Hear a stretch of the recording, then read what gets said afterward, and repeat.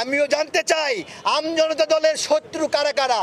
ভারত থেকে বাধা দেওয়া হচ্ছে নাকি আমেরিকা থেকে বাধা দেওয়া হচ্ছে নাকি চায়না থেকে বাধা দেওয়া হচ্ছে নাকি ওই টিকটিকি ছাত্র উপদেষ্টা আমাদেরকে বাধা দিচ্ছে?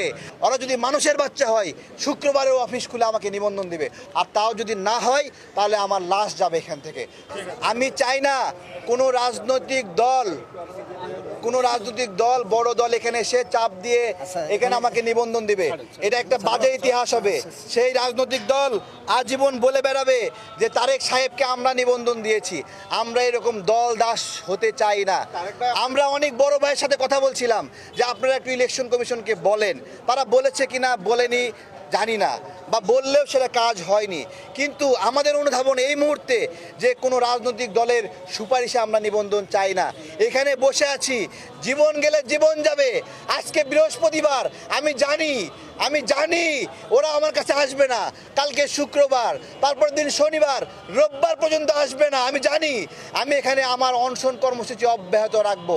আমি এখান থেকে নড়বো না।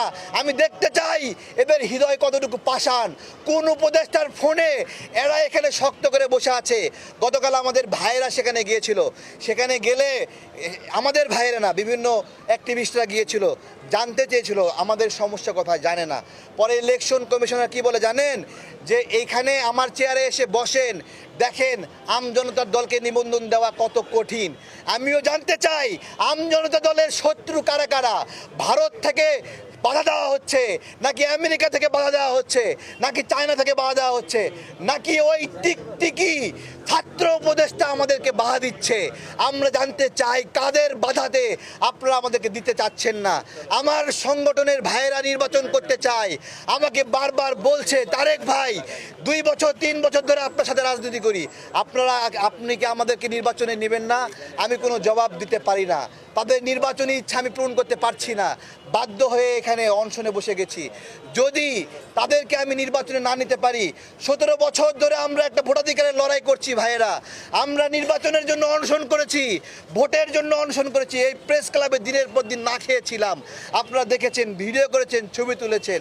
নির্বাচনের দিনে বড় বড় রাজনৈতিক দলেরা আমাকে কমিটমেন্ট দিয়েছিল, তোমরা ইসি ঘেরাও দাও, আমরা তোমাদেরকে 1000 লোক দেব, 500 লোক দেব।